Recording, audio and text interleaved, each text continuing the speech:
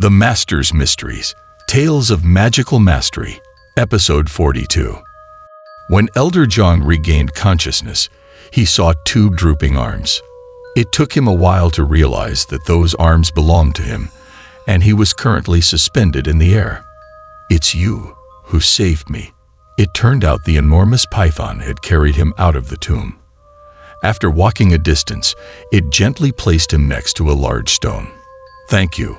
Elder Zhang expressed his gratitude. "No need to thank me. You also saved me."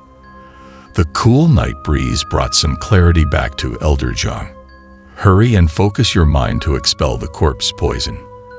The corpse demon still needs to be dealt with. Otherwise," at this moment, Elder Zhang finally understood that this python's cultivation was profound. It could now speak. "Thank you for the reminder."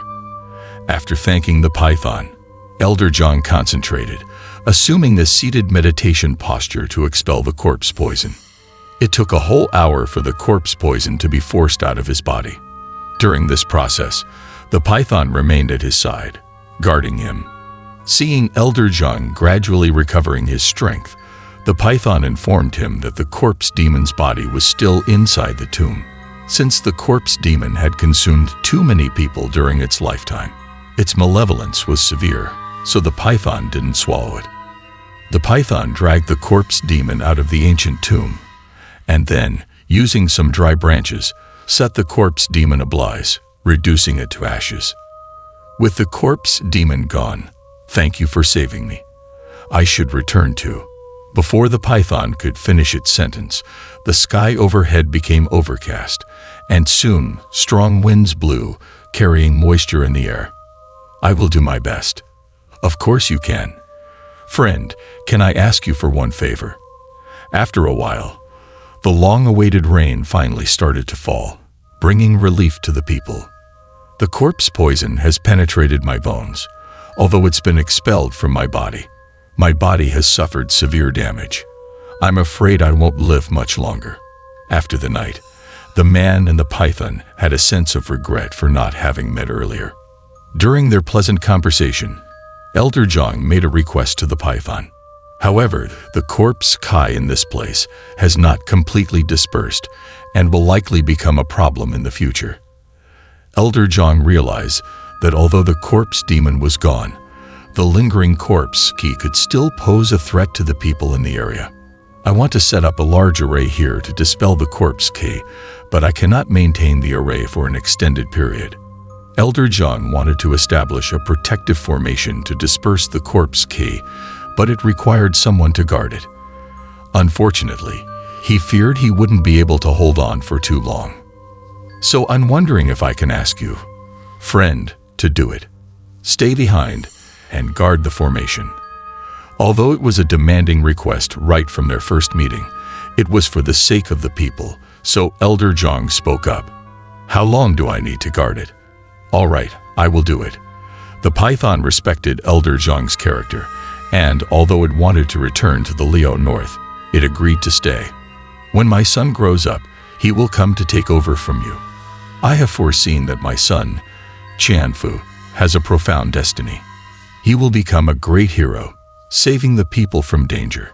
The python still remembered, to this day, the tender and loving look Elder Zhang had when speaking about his son, carrying endless expectations and pride. "After that, my father built a grand mansion here and set up the formation. But my father, not long after, he passed away." At this point, the python observed tears filling Elder Zhang's eyes, choking on words that couldn't be expressed. "Your father always believed that you would come for me, but I've been waiting for a long time." Tears streamed down Zhang Dao's face as he spoke. "He? No. My father. He was mistaken." Zhang Dao realized that his father sacrificed himself to protect the people of the region. Throughout his life, his father had taught and guided him, but never forced him to do anything. Zhang Dao had never known that his father had such great expectations for him. His son is not destined to be a great hero. Zhang Dao couldn't help but feel remorseful for not living up to his father's teachings. He thought about all he had done in these years and felt like a complete failure. "I'm just a prodigal son, a complete scoundrel." Zhang Dao's self-loathing turned into a loud roar, followed by uncontrollable weeping. He was immersed in endless self-blame. The Heavenly Master and the Python didn't stop him. They allowed him to release his emotions. "Father, I'm sorry. I've tarnished your name." After the outburst, Zhang Dao sobbed and mourned his father's memory, burdened by guilt. "Now that you've come, the corpse key has dissipated. I should leave too." After an indeterminate time of crying, Zhang Dao heard the python's voice again. "But I feel that your father wasn't wrong. Who says a prodigal son can't become a great hero?" The python's words interrupted Zhang Dao's weeping. He looked at his hands, wondering if he could ever fulfill his father's expectations. "Farewell, both of you, until we meet again." The moon had set, and the python seemed eager to return to its homeland in the north. It bid farewell and prepared to leave. "Take care, friend." Suddenly, thick fog rose, and the python's figure disappeared into the mist. By the moonlight, the two men saw the python seemingly riding the clouds and flying through the sky, gradually vanishing from sight. "I didn't expect it, but he's actually showing signs of transformation into a dragon." Zhang Dao's experiences that night seemed like something out of a supernatural tale. His mind couldn't fully grasp it all, but the Heavenly Master noticed that the python was about to ascend and become a dragon, which explained its urgency to return to the northeast immortal mountain. "Tianfu, if you still want to sell this mansion, I won't stop you."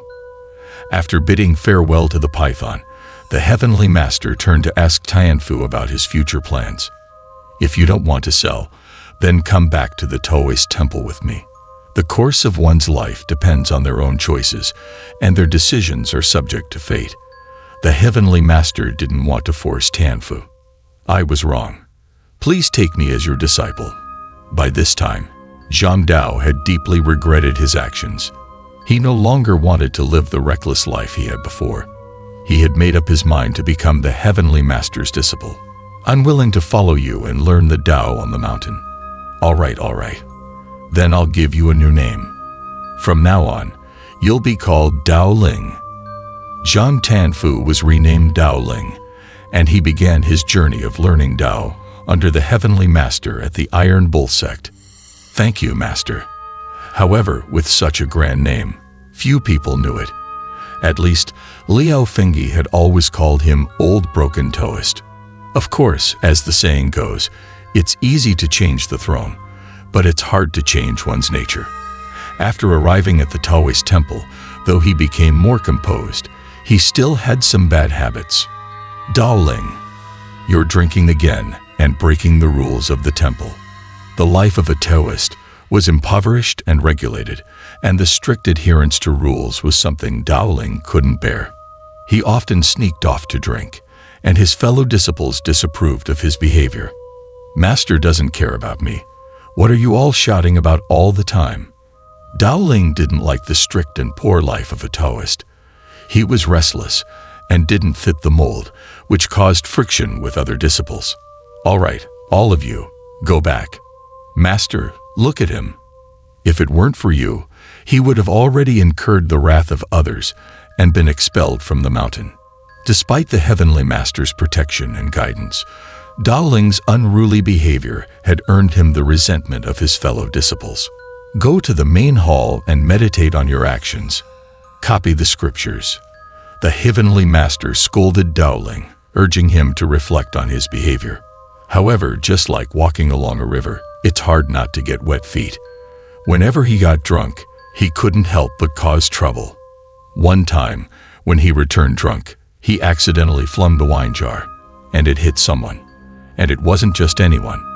It was a high-ranking official from the imperial court who happened to be passing by and seeking accommodation at the Taoist temple.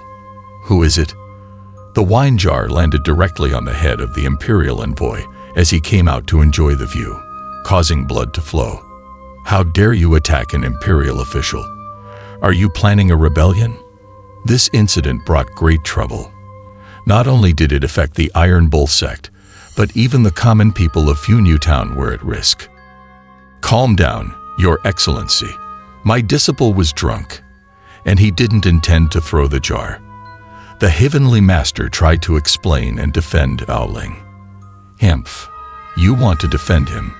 Luckily, the Heavenly Master's reputation saved the situation. He promised to help the Imperial Envoy predict his future and compensated with all the sect's savings to appease him. Although the matter was resolved, the consequences of Dowling's actions were too severe. Even with the Heavenly Master's protection, he couldn't stay at the sect anymore. Helplessly, he had to leave and wander the rivers and lakes. I'll take my leave now. The story of Dowling's past ends here. As for how he later subdues the ancient fire monster and unintentionally becomes the true god of Fu Town, we'll tell that later. Kid, take care of yourself. Liao brother, you must come back to see us. No matter where you go, Fu Town will always have your brothers. Liao Fenghe bid farewell to the Heavenly Master and Xiao Sha before setting off for the north. Old Dao, Xiao Sha, take care. I'll definitely come back. Although Liao Fenghe had only known them for a short time, they had experienced life and death together, leaving him with mixed emotions upon parting. Liao brother, have a safe journey. Kid, be careful. Although they had spent a short time together, Liao Fenghe and Dowling had gone through life and death experiences, and they parted with heartfelt emotions. Liao brother, may the wind be at your back. Kid, take care. As they bid farewell, they knew that they would meet again in the future, as there is a saying in the martial world, "Green hills won't change, and clear waters run deep." With a final farewell from Old Dao and Xiao Sha, Liao Fenghe embarked on his journey to the north. He and Hu were about to start a new chapter of their adventure in the northeast Immortal Mountain.